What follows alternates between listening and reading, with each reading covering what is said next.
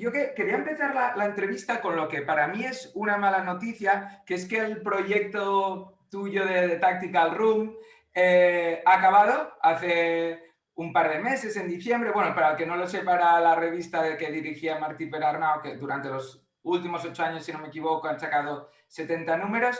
¿Contento con este recorrido con la revista? ¿Qué valoración haces ahora que ya has decidido acabar con el proyecto? Muy satisfecho con el proyecto. Como dices, 8 años.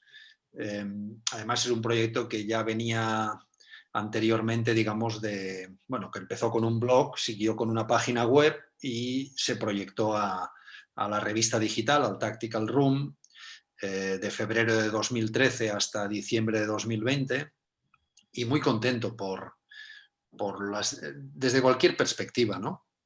Por la gran afluencia de socios suscriptores que había, que permitieron profesionalizar la revista. Al principio era una revista, digamos, hecha con mucha voluntad por parte de quienes colaboraban, de la gente que quiso participar, pero no había recursos económicos para poder compensar eso.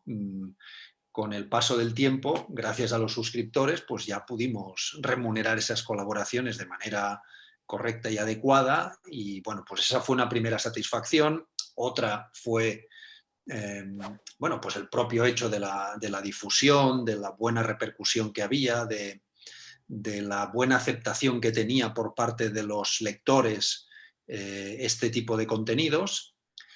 Otra satisfacción fue llegar a gente, pues ahora que ya la revista no existe, yo creo que ahora se puede decir, pues haber llegado bueno, llegar a Pep Guardiola era, digamos, que relativamente sencillo en mi caso, ¿no? En este sentido era fácil. Pero bueno, pues llegar a Bielsa, que Bielsa se hiciese socio, por ejemplo,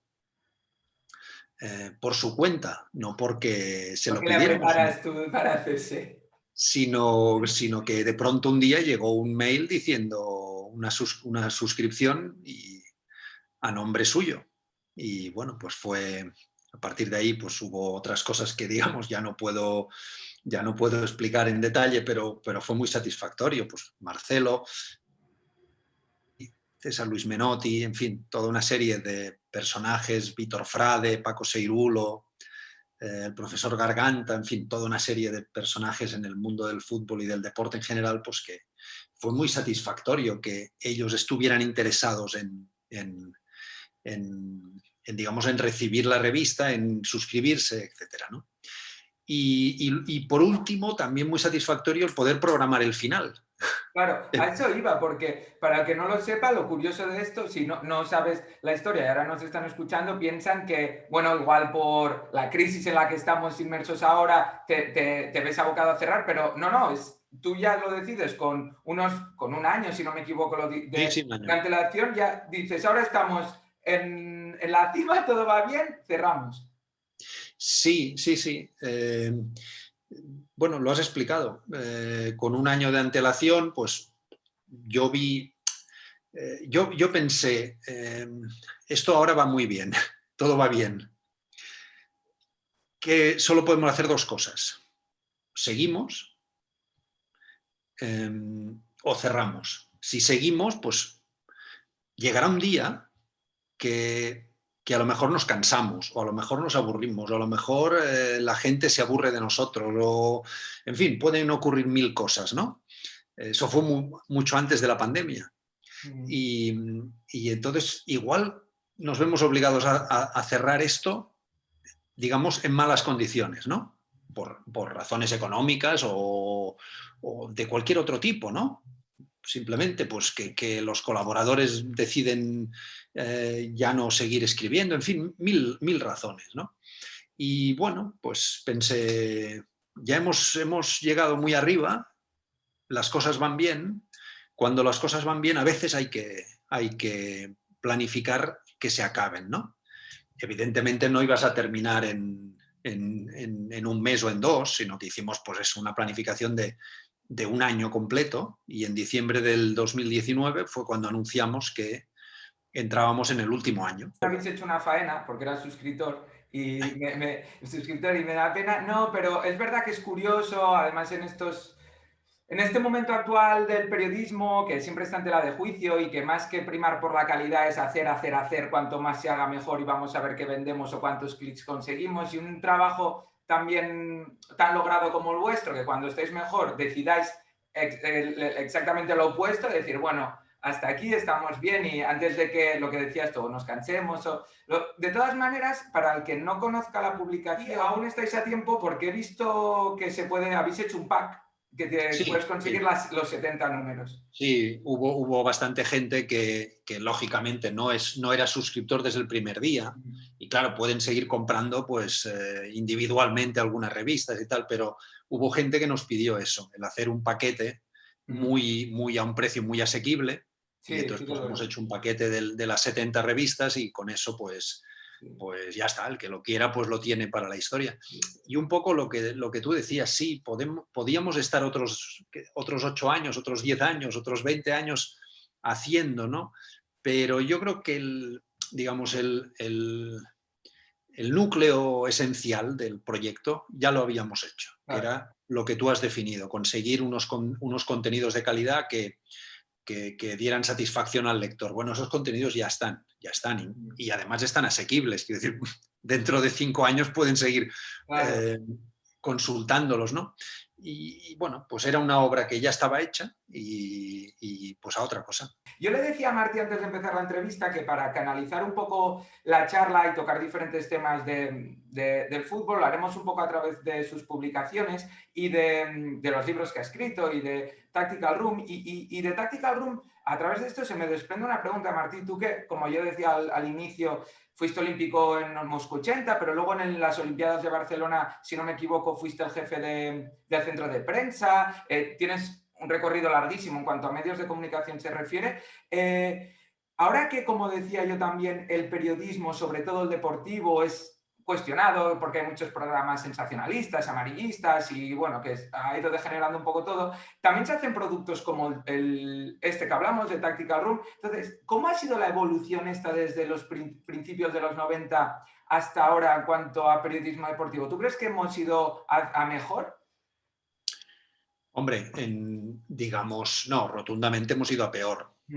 Rotundamente hemos ido a peor. Pero yo tampoco soy muy partidario del discurso catastrofista de que todo sea malo. En este sentido, yo soy un poco cruifista, o sea, si no te gusta no lo cojas, o sea, es decir, si no te gusta no lo leas, no entres en... Es decir, si no hacen más que lanzarte clickbaits para que piques, pues no piques el anzuelo, no seas bobo. Es decir, el problema es un poco, es tuyo. Es decir, si a ti te gustan determinados productos periodísticos que están un poco alejados que están alejados de este barullo que hay en los medios más populares, pues usa esos productos que te gustan, utilízalos, léelos o escúchalos o mírate la entrevista en YouTube de no sé qué periodista o de no sé qué aficionado al fútbol o al deporte y dale cancha a esta gente y olvídate digamos, del periodismo basura, ¿no? Pero lo veo más como una elección propia de voy a promocionar, voy a ayudar a esta gente, que es la que me gusta, y me da igual si hay una serie de gente sin escrúpulos que hacen porquería, pues allá ellos, ¿no? Y si hay mucha gente que quiere ver esos programas sin escrúpulos, pues que los vean, es su problema, no el mío. Yendo a tu pregunta, bueno, pues sí, el periodismo, como tantas otras actividades humanas, vive ciclos. Las cosas en el ser humano pues nacen, se desarrollan y pasan una decadencia antes de morir, ¿no?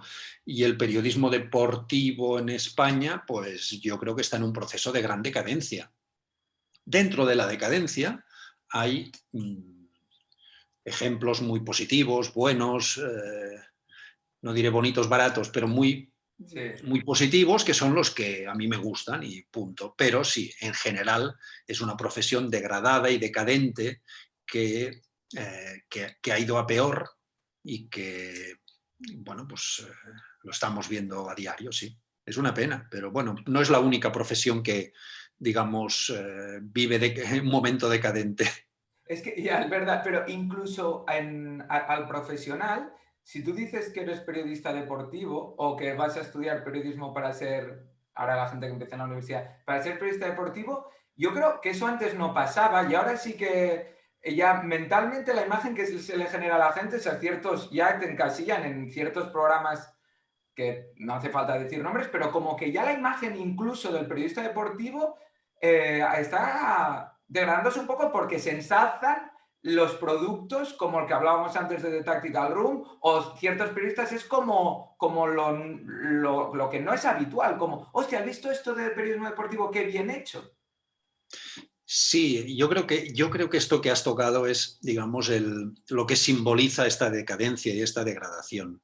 Yo empecé en el periodismo en 1974, o sea que ha llovido bastante. Pero ya entonces corría el famoso chiste de no le digas a tus padres que trabajas en un periódico, diles que trabajas en un prostíbulo, ¿no? Pero corría como un chiste, no como una percepción y un sentimiento Ya. real.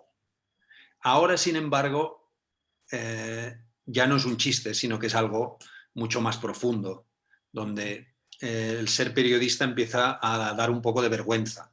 Sí. En la época en la que yo empecé, que no digo que fuese una época dorada y maravillosa, porque, digamos, mala gente y malos momentos han existido siempre, pero digamos que eso se tomaba como un chiste.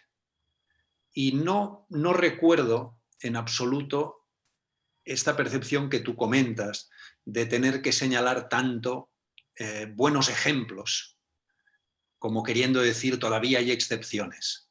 En aquellos años, cuando empiezo, en el 74, y durante bastante tiempo, durante varias décadas, yo no recuerdo tener que estar citando productos que sean la excepción a una situación muy degradada. Mm. Había productos buenos, mediocres, malos, pero había abundantes en cada una de las categorías. Hoy en día, pues estamos ya hablando ya de cosas muy excepcionales, muy poco habituales, y como te digo, el chiste pues se ha convertido yo creo que en una percepción mucho más real de la situación. Antes comentabas que gente como Bielsa o Menotti se han acercado a The Tactical Room. ¿Crees que esto que estamos hablando de esta degradación también hace que los profesionales, los protagonistas, vamos, los entrenadores, los jugadores, hacen que se alejen un poco más y que cueste más que haya una entrevista, que se pueda hacer un reportaje? Igual ese hermetismo también viene un poco de lo que ven, de lo que se les puede acercar. Sí, claro, sí. Esa es una consecuencia. No es solo responsabilidad del periodismo, porque evidentemente el deportista busca como es lógico, es personal. Por eso a veces pues, hay deportistas que conceden unas determinadas entrevistas a unos medios porque están buscando pues, unos intereses personales particulares suyos, los que sean, ¿no? Pero en general el deportista que busca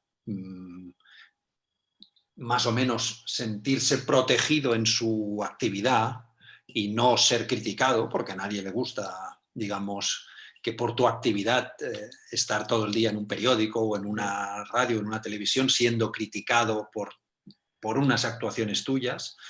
En general él busca sentirse protegido y por tanto digo, no es solo responsabilidad del periodismo, también el deportista tiene mucho que ver en esta gran separación, en este gran distanciamiento que ha existido, pero es evidente que la degradación del periodismo, digamos que ha facilitado a que el deportista pues, se aleje libremente, gratuitamente y con la tranquilidad de decir, ¿cómo voy a conceder una entrevista a unos medios que después manipulan o tergiversan, etcétera, etcétera, etcétera, ¿no? Por lo tanto, claro, digamos, esta decadencia del periodismo ha facilitado el alejamiento del deportista, lo que es una pena, porque digamos que la actividad deportiva, yo creo que bien explicada, pues es una materia, yo creo que es una materia prima muy rica que satisface bastante a quien tiene interés en ese tipo de actividades. Y un poco en la línea de esto están Herpep y Metamorfosis. Yo le decía a Martí antes de empezar que no quería bombardear la pregunta sobre Guardiola porque desde 2016, que creo que es cuando se publicó Herpep, le hemos bombardeado la pregunta sobre ello, que es normal y además con los conocimientos que tiene él. Pero yo quería, que por cierto, aquí recomiendo, siempre pedimos una recomendación al final de la entrevista y Matías Navarro de Pizarra Bielsa recomendó tus dos libros. Si no los habéis leído o lectura obligatoria, Herpep y la Metamorfosis. Entonces, estos, sobre todo Herpep, va un poco en la línea de esto que comentabas ahora, de ese momento en que tú podías tener contacto con los protagonistas. Pero claro, eso sucede en el momento actual. Yo la duda a mí que se me generaba leyendo cuando los leí, porque los he leído un par de veces el libro, aparte de todo lo que explicas de Guardiola, es cómo te percibían los jugadores del Bayern. Que tener un periodista en los entrenamientos, en los partidos tan cercano, ellos lo veían como algo extraño, lo trataron con naturalidad. Sí, bueno, todo fue un poco extraño. Todo fue un poco extraño porque fue como volver a los años 70. Claro. Es decir, yo creo que en los años 70 no habría sido nada excepcional, ¿no? Bueno, hay un libro Days of Glory sobre el Wolverhampton que viene a ser Herpep, pero escrito en 50 años antes o 40 y pico años antes, y en otro momento y en otro contexto, etcétera, etcétera, pero viene a ser exactamente eso, ¿no? Bueno, allí nos encontramos con, ¿cómo te diría? Ahí había como muchas situaciones muy nuevas, es decir, empezando por él mismo, es decir, para Pep era una situación muy nueva, ya no estaba en el Barça, estaba en otro club, era la primera vez que salía fuera de casa, así entre comillas, y para él todo era como nuevo, es decir, no era el Pep actual de Manchester, donde ya podemos decir lleva casi 8 años en el extranjero, se ha curtido, tiene una serie de experiencias. En aquel momento era como, valga la metáfora, era como un chavalín joven que sale de casa, ¿no? Claro, claro. Eso por un lado. Por el otro, a mí él no me veía como un periodista, porque yo de hecho ya no ejercía como periodista, pero tampoco era totalmente escritor de libros, sino que era una cosa rara. Por otro lado, él y yo no nos conocíamos. Nos habíamos visto una vez. Estiarte, ¿verdad? El contacto, tú tenías relación con Estiarte de los Juegos Olímpicos. Sí, sí. Entonces, claro, digamos ahí quien puso la mano en el fuego por mí era Manel Estiarte. Bueno, Pep le creyó, pero bueno, era una situación un poco... Imagínate que yo salgo rana, ¿no? Y que le explico a una radio quién jugará mañana contra el Borussia Dortmund. Pues... Hombre, me habría cerrado la puerta, habría sido idiota yo, pero podía haber sucedido y entonces para Pep habría sido una decepción, bueno, en fin, podía tener muchas cosas. Y luego para los jugadores del Bayern era, ¿cómo te diría?, un todo más novedoso, porque era nuevo entrenador, nuevos idiomas, nueva manera de jugar. Philipp Lahm de mediocentro, ¿sabes? Tal. Y luego encima un tío allí que no sabía muy bien quién era, que estaba todo el día allí, que no hacía más que preguntas y pues, no sé, todo fue como una... Pero me refiero al primer año, ¿eh? El primer año fue todo como una cosa muy extraña hasta que salió el libro, en 2014, ¿no? He dicho 2016, pero no sé por qué. Sí, 2016 fue el siguiente. Vale. Entonces, claro, yo sí tuve yo tenía miedo de decir, bueno, ¿cuál será la reacción? porque podía haber habido muchas reacciones desde que Guardiola, pues yo qué sé, se enfadara, pues porque yo había contado en el libro, o sea, está muy bien que llegásemos a un acuerdo de que yo podía verlo todo y escribirlo todo, pero luego cuando tú ves escrito algo, pues te puedes mosquear. Sí, sí. Y había muchos temas sobre los que se podía mosquear, porque no todo era bueno, no todo era positivo, no todo era bonito.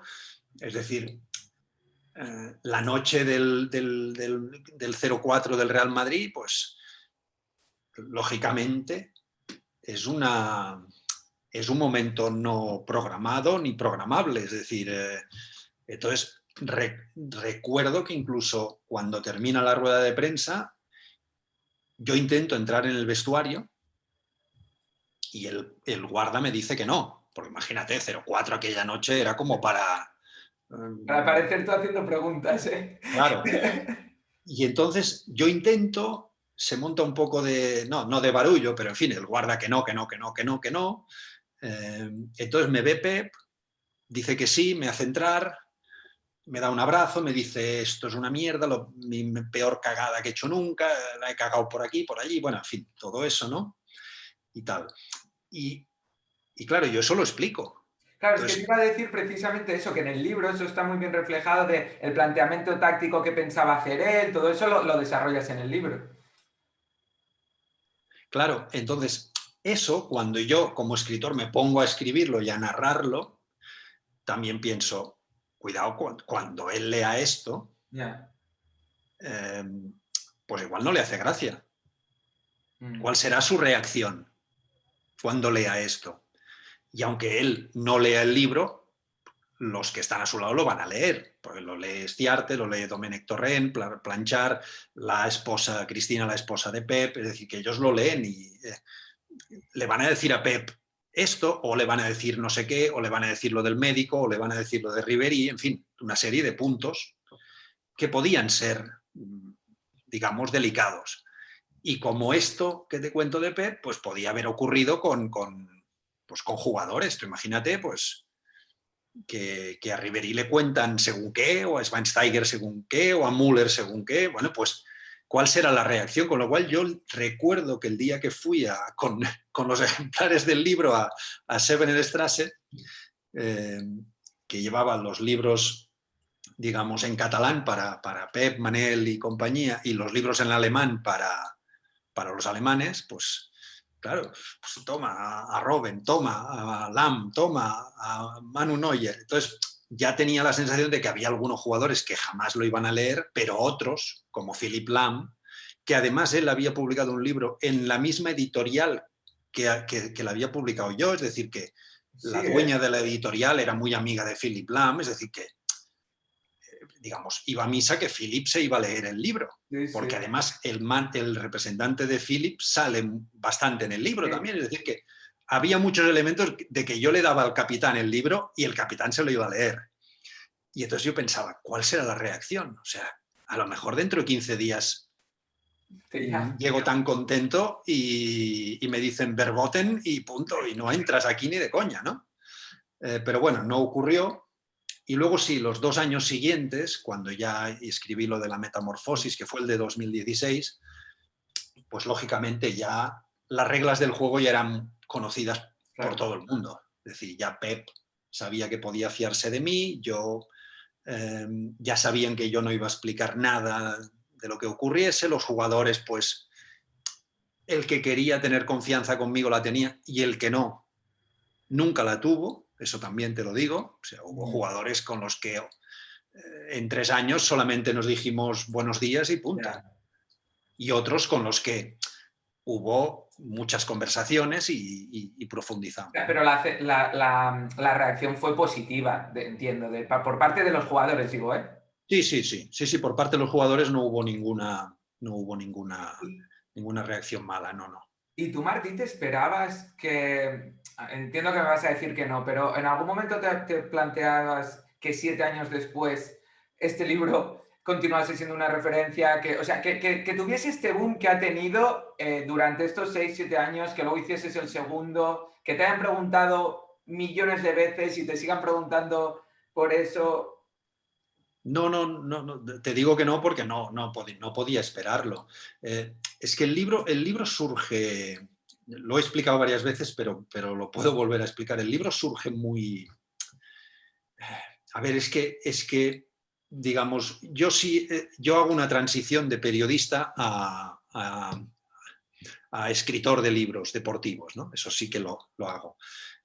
La empiezo con Senda de Campeones, que me lo tomo como una serie casi como un reportaje periodístico muy amplio, y como me gusta la experiencia, voy pensando durante tiempo otro tema y no me sale nada.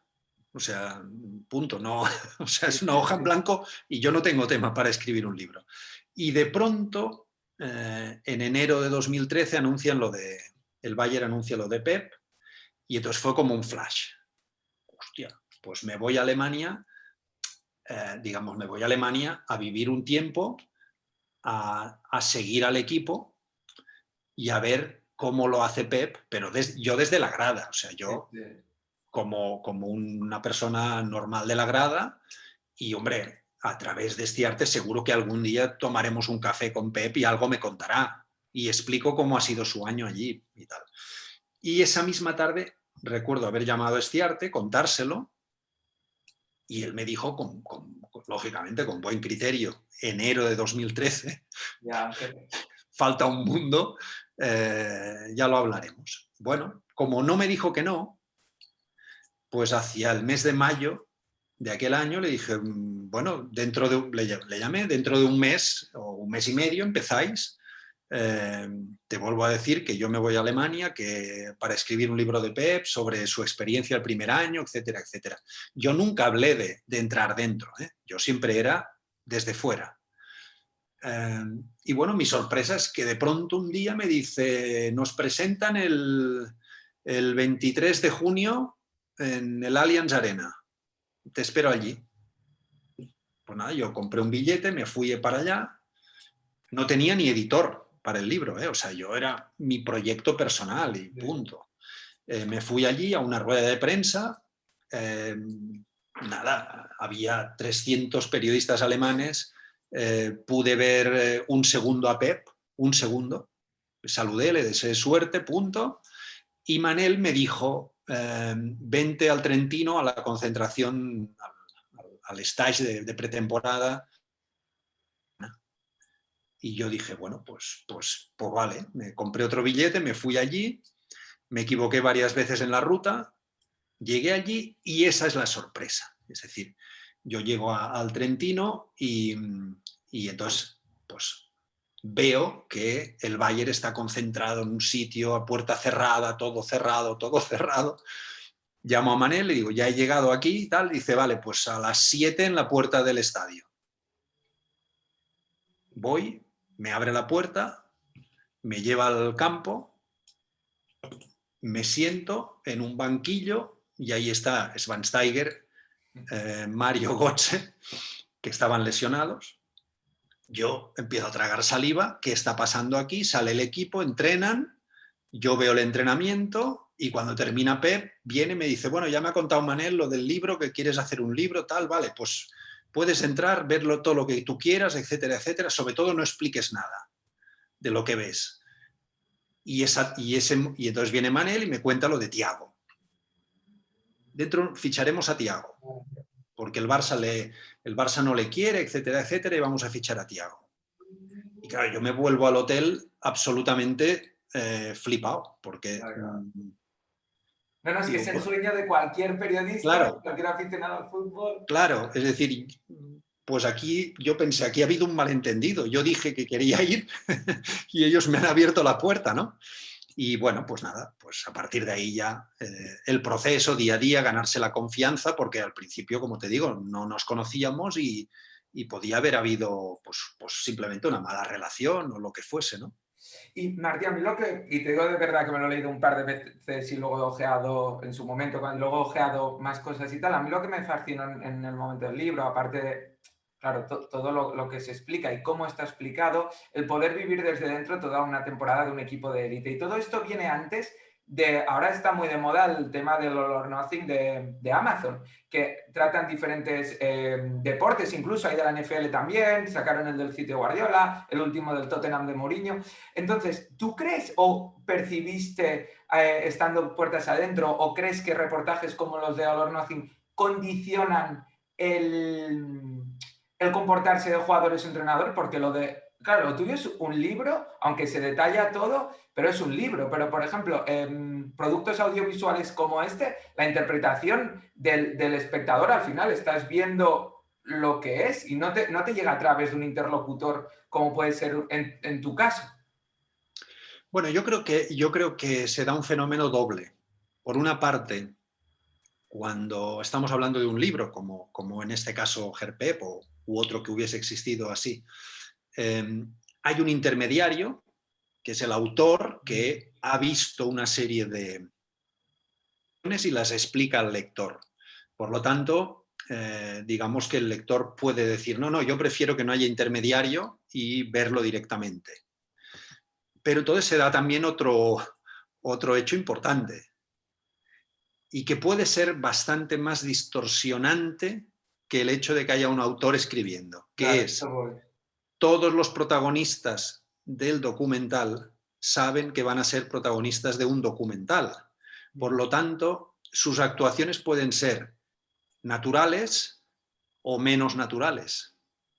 Por lo tanto, a lo mejor lo que acabamos viendo en el documental es una realidad un poco ficcionada y no la realidad que habría sido si no hubiese habido una cámara delante. Claro, también me puedes decir, esto también te podía haber ocurrido a ti en el vestuario del Bayern, de que en una discusión entre dos jugadores, si ven que estás tú, pues igual la rebajan.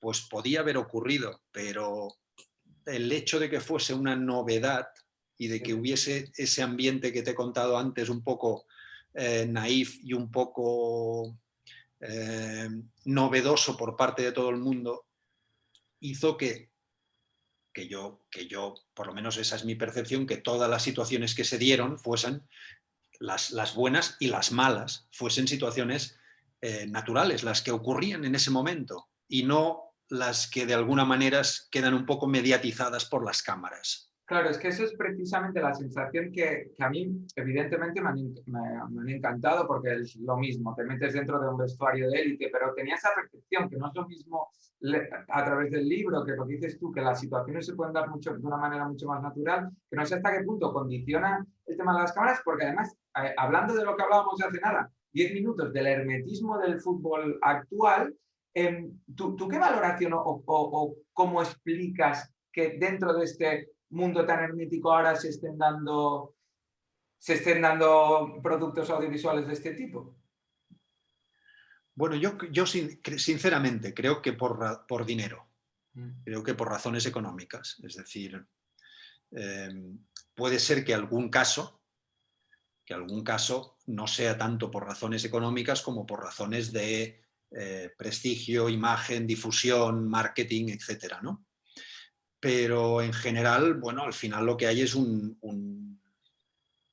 productora que con una importante cantidad de dinero, digamos, está comprando un billete de acceso a un recinto privilegiado que es el vestuario, ¿no? Eso puede llevar a algún tipo de distorsión también. Es decir, en el caso del libro, como no había nada económico, ¿qué relación económica va a haber, pobrecito? Yo me pagaba los viajes, los hoteles, las comidas e intentaba que con la venta del libro pues recuperar el dinero, ¿no? Y lógicamente pues ni Pep, ni el Bayern, ni nadie jamás pensó en ninguna prestación económica, ¿no? Claro, cuando es una tele y es un documental, las cosas cambian. Y ahí ya se entra en unas cantidades económicas, además importantes, y incluso el primer documental que hizo Amazon sobre el vestuario del Manchester City fue de una cantidad moderada, pero me imagino que si quisieran hacerlo hoy, 3 o 4 años después la cantidad ya sería multiplicada por no sé cuántos más, ¿no? Pero a partir de ahí ya es un business y a partir del business puede haber distorsiones de muchos tipos, ¿no? Ocultemos determinadas cosas o en el fondo un poco ese cariz de ficción que te estaba explicando, ¿no? Siempre he pensado, Martí, que los de Amazon te deben algo a ti, porque yo creo que entrasen en el vestuario del City ya era más fácil porque Guardiola ya estaba acostumbrado a Sí, convivir con un periodista. sí, no, pero eso es así, ¿eh? Eso No, es si así. no lo digo de broma, lo digo de verdad. De hecho, como te puedes imaginar, como Estiarte y yo hemos compartido cientos de entrenamientos, sentados juntos ahí viendo los entrenamientos, hemos hablado mucho de eso. Manel, de hecho, Herpep existe porque Manel ve que es una manera de explicar algo que no había podido conseguir en el Barça. Yeah. Es decir, en los 4 años de Pep en el Barça, Manel intentó que quedase algún tipo de testimonio. Él nunca me habló de qué tipo de testimonio porque no lo tenía claro, pero que quedase algún tipo de testimonio de lo que ocurrió ahí dentro en esos 4 años tan brillantes, ¿no?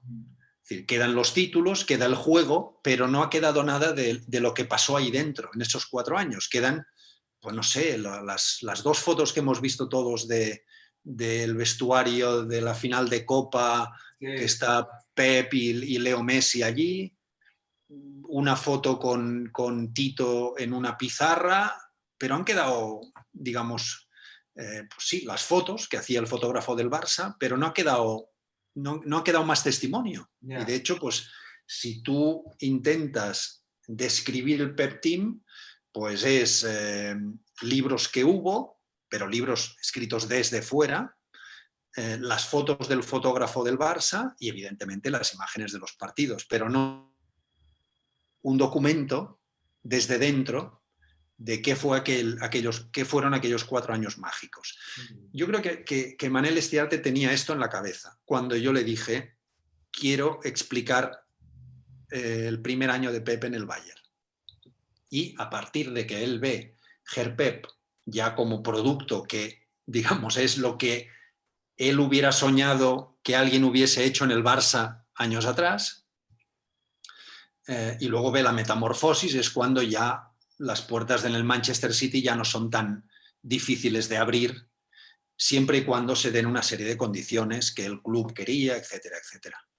Lógicamente, también, eso lo hablamos con Manel en Manchester el día que les llevé la metamorfosis, los ejemplares, no tenía demasiado sentido que yo fuese a Manchester al vestuario a repetir lo mismo, porque en el fondo era repetir lo mismo cambiando los protagonistas, pero era volver a escribir lo mismo.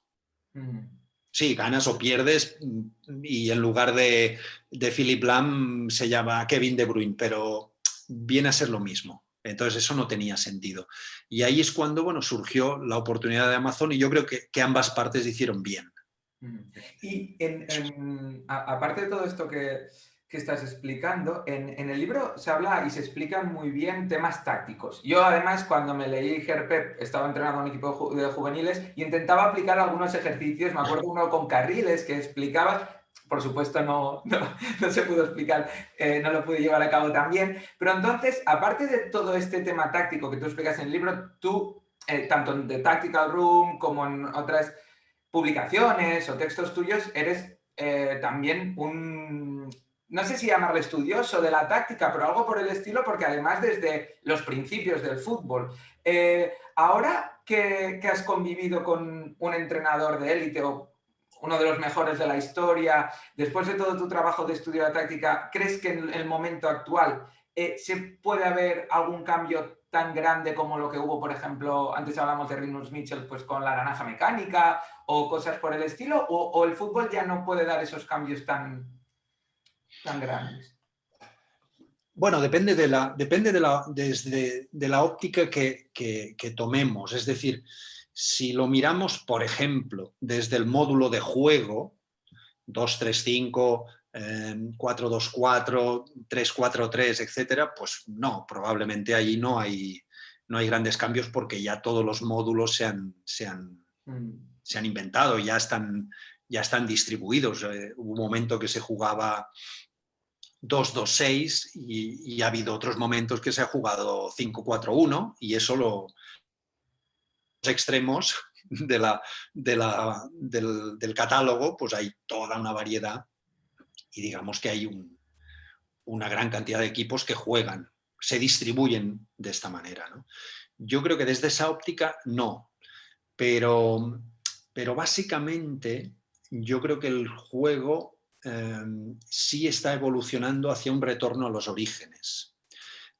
Un retorno a los orígenes significa que el fútbol empezó en el caos, empezó sin orden, luego se organizó, luego se creó un orden que acabó siendo muy rígido y estamos yendo hacia un desorden organizado. Y además creo que los equipos de Guardiola y los equipos de Klopp están siendo intérpretes de ese desorden organizado que nos está llevando, yo creo que un poco otra vez al origen, podríamos decir al caos, pero evidentemente no un caos deforme y sin sentido como era al principio, cuando el fútbol al inicio era pues eso, patio de colegio, un balón y todos detrás a correr, sino que ahora estamos yendo hacia un caos, entre comillas, organizado, ese fútbol líquido que hemos ido bautizando a lo largo de estos últimos 10 años, donde los equipos ya no importa tanto ni el módulo de juego que tienen, ni cómo los dibujas en una pizarra, sino que lo que empieza a importar son los ritmos que tiene ese equipo, sus dinámicas internas y sus intenciones. Y creo que eso es lo que va a definir el fútbol de los próximos 10, 20 años y que los equipos de Guardiola y los equipos de Klopp yo creo que están abriendo el camino hacia ese rumbo. Ahora que mencionas a Klopp y a Guardiola, ¿es la Premier ahora el sitio, el caldo de cultivo de si puede pasar? Digo, no solo por ellos, por la enorme cantidad de entrenadores, posiblemente los mejores del mundo, se han juntado allí, que es curioso porque además en un país como Inglaterra, que ya sabemos que los británicos son muy celosos de su cultura, como periodista deportivo, como aficionado, como espectador, como estudioso que decía yo antes, ¿es la Premier ahora donde pones el foco en cuanto a estos fenómenos? Sí, sin duda, ¿no? Yo creo que la Premier en este aspecto, en otros también, pero en este aspecto está muchas millas por delante de cualquier otra. A continuación pondría la Serie A. Creo que en la Serie A hay entrenadores muy interesantes, posiblemente con jugadores menos brillantes de los que hay en Inglaterra, un poco menos brillantes, excepciones que hay, pero en la Serie A también hay muy buenos entrenadores. Pero evidentemente el catálogo de entrenadores de la Premier League es absolutamente excepcional. Y teniendo en cuenta yo creo que la tesis cierta es que el fútbol son ideas, que esas ideas, se desarrollan a partir de entrenadores y jugadores. Los jugadores crean gestos técnicos, los entrenadores innovan o descubren maneras de ayudar a sus jugadores a desarrollar su potencial, y entre unos y otros son los que hacen que estas ideas pues viajen por el mundo, se confronten, venzan unas ideas a otras, haya una serie de reacciones, de antídotos, a su vez las ideas originales tengan que forzar una vuelta más para intentar superarse, etcétera, etcétera. Y por tanto, el papel de los entrenadores es vital en el sentido de intentar imponer una serie de ideas que ellos van teniendo y que van modificando con el paso de los tiempos. Entonces, lógicamente, pues cuando tú reúnes en Inglaterra lo que tienen en este momento, donde realmente falta Antonio Conte, que ya estuvo, falta Sarri, que también estuvo. que ya estuvo, digamos, y no faltan muchísimos más, ¿no? Sí, sí. Pues claro, tienes ahí es un lujo, ¿no? Es decir, tú ves los planteamientos, la manera de jugar de Graham Potter con el Brighton y es una auténtica gozada, ¿no? Que a la vez me parece muy curioso porque, además ahora mencionabas al Brighton, que esto estamos grabando un día después de que ganase ayer Sí. al Liverpool. Pero me parece muy curioso que toda esta riqueza táctica de la que hablas se produzca en un momento, y no sé cuál es tu opinión al respecto, en un momento en que para el espectador es una suerte porque tenemos partidos literalmente cada día, que eso va en pro del negocio, pero no sé, creo que además también es en tu libro de Gerpep que Guardiola es muy contrario a esto porque al final él explica que no se pueden trabajar ni las ideas ni los sistemas, que al final estudias al equipo rival y en función, al menos en lo que explicas tú de cómo trabaja Guardiola, en función también del equipo de rival adaptarse y demás. Entonces, ¿cómo crees que toda esta serie de partidos, de no haber pretemporadas, afecta en esta riqueza táctica? ¿Hace que los entrenadores se espabilen más y igual es beneficioso? No sé. Digamos que esto sería, bueno, yo a esto que has planteado le añadiría además el contexto tan extraño de la pandemia, de los estadios vacíos y de esa burbuja donde los jugadores tienen que estar exprimidos digamos, sin tener vida propia más que la de ir jugando, ¿no? Pero yo creo que en contra de lo que el sentido común nos dice, donde el sentido común nos dice si tuvieran una pretemporada de 45 días podrían ensayar mucho más la táctica y si jugasen solo un partido por semana podrían, digamos, probar cosas nuevas, etc. Yo creo que sin embargo, esa exigencia de cada 3 días y no poder entrenar y solamente jugar y jugar y jugar, en contra de lo que nos parece, creo que acaba beneficiando mucho la recreación de esas ideas dentro del terreno de juego, porque tú juegas hoy, la has pifiado o has ganado, dentro de 3 días tienes otro reto, el reto es diferente, este otro rival te va a poner un desafío, va a utilizar un antídoto que ya probó contra no sé quién hace una semana. Es decir que sí, a lo mejor hay más tropiezos y más derrotas, como se está viendo en la Premier League este año, ¿no? Donde nadie va a llegar, parece, a los 100 puntos, como sí llegó Guardiola hace 2 años o 3, pero, por otro lado, ese partido cada 3 días les está dando una evolución muy rápida de todas esas ideas. Proyectos ahora nuevos que escuché o te leí hace poco, creo, que estabas preparando otro libro también. No, lo he terminado ya. ¡Ah, ya está! Hostia, me Sí, prepara tu llamada. puedo darte la noticia de que está terminado. Y que he tardado 5 años. 5 Sí, sí. años, pero no está a la venta aún, no lo has presentado aún. No. Ah, vale, vale. Lo he terminado yo, se lo he podido entregar al editor. Ah, vale. Y es sobre táctica del fútbol desde 1863. Y bueno, pues es digamos, una explicación de cómo ha ido evolucionando el fútbol desde los orígenes. Hasta ahora.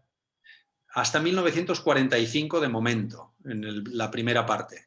Queda 5 una años. segunda parte para otros 5 años. Sí, me Pues temo que sí.